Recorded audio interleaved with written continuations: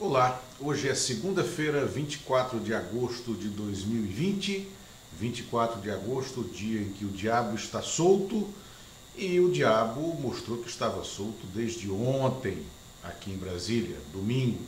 O diabo, o demônio, o próprio Jair Bolsonaro soltou a língua, sua língua inculta, sua língua despreparada, sua língua mal educada, sua língua incontrolável, e produziu a nova crise, a crise recorrente de seu desgoverno, que é uma crise em razão de um ataque à imprensa por uma ausência de resposta objetiva sobre por que o Queiroz e a mulher dele depositaram pelo menos R$89 mil na conta de Michele Bolsonaro, que é atualmente a primeira-dama, né, do país. Né? Não merecíamos essa primeira-dama, como não merecíamos esse presidente. Bolsonaro foi eleito com 39% dos votos dos brasileiros aptos aí às urnas em 2018.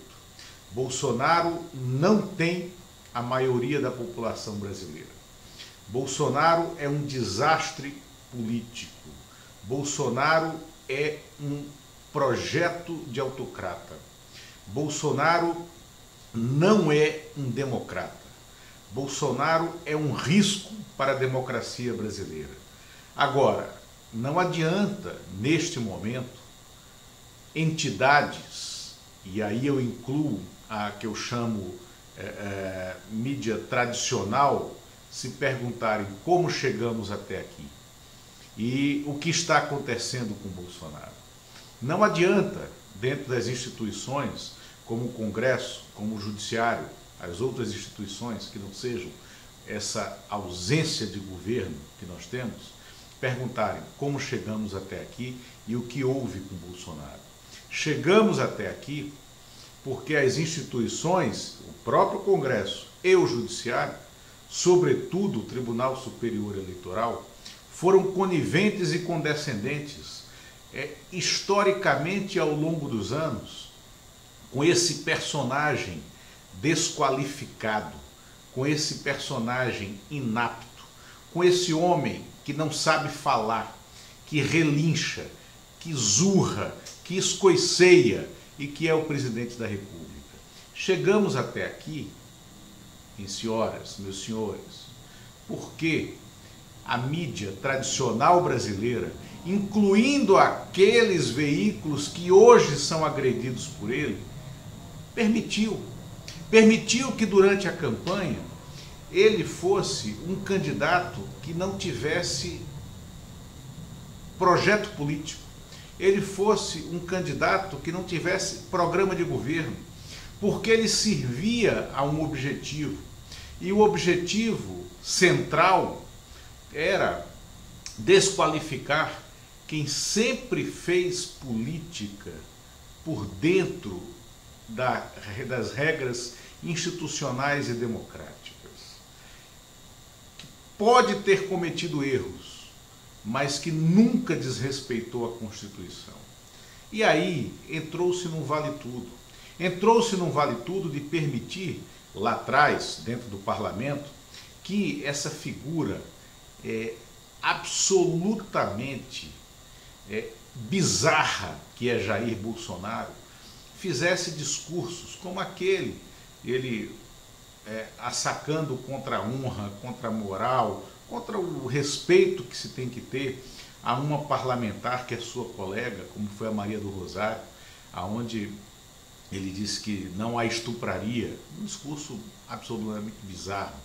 Como ele fez também, antes disso, em 1992 ainda, ele fez um discurso contra o então deputado José Genuíno, assacando contra a honra do Genuíno, e já lá atrás desdenhando das questões de tortura do regime militar e dos desaparecidos políticos.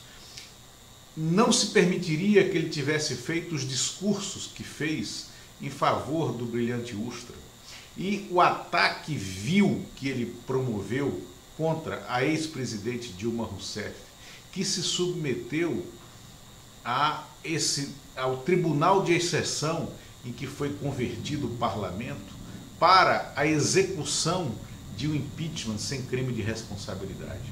Então as instituições que hoje podem dizer que Bolsonaro tem que respeitar a imprensa, que a imprensa é inegociável, que a liberdade da imprensa é inegociável, elas permitiram a criação deste demônio que cria uma crise dentro do seu momento de governo, justamente na segunda-feira, dia em que o diabo está solto, que é hoje, 24 de agosto de 2020. Não adianta agora as instituições e os veículos da mídia tradicional ficarem se perguntando como chegamos até aqui. Chegamos até aqui porque houve colaboracionismo deles, instituições republicanas, instituições que deveriam ser democráticas, instituições que deveriam ser maduras para evitar a ascensão de Bolsonaro ao poder. Agora, e também a conivência da mídia.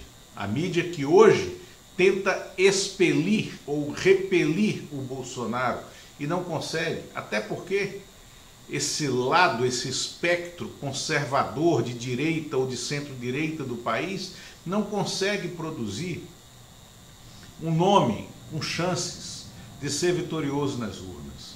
Vejam bem, a direita só chegou ao poder pelo voto usando alguma biografia que ela não se via reproduzida nessa biografia.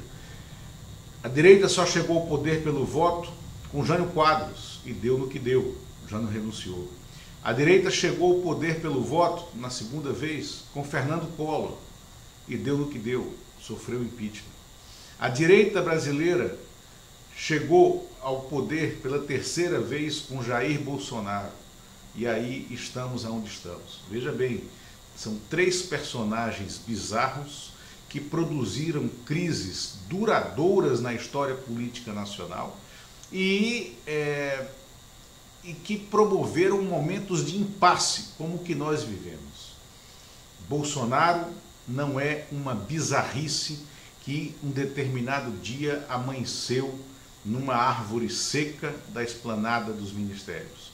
Bolsonaro foi resultado de um projeto de destruição da política que foi milimetricamente construído a partir do fechamento das urnas de 2014, quando Aécio Neves, que tinha o beneplácito desse pessoal todo, mas que era um verme, como está provado que ele é, por provas, um verme político, uma figura abjeta da política, quando ele decidiu que não iria aceitar o resultado das urnas. E ali se começou a escrever a grande tragédia nacional que nos traz até aqui. Então, é tarde para ter indignação, mas ainda é tempo de ter uma união para repelir e expelir Bolsonaro.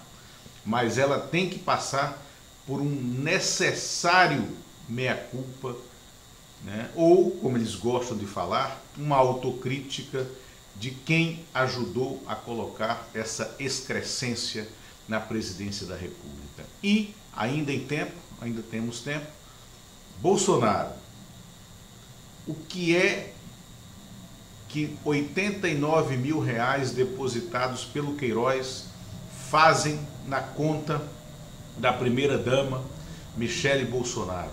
Por que o Queiroz depositou dinheiro para a sua mulher? O que há a conectar Queiroz e a sua mulher, Jair Bolsonaro? Obrigado.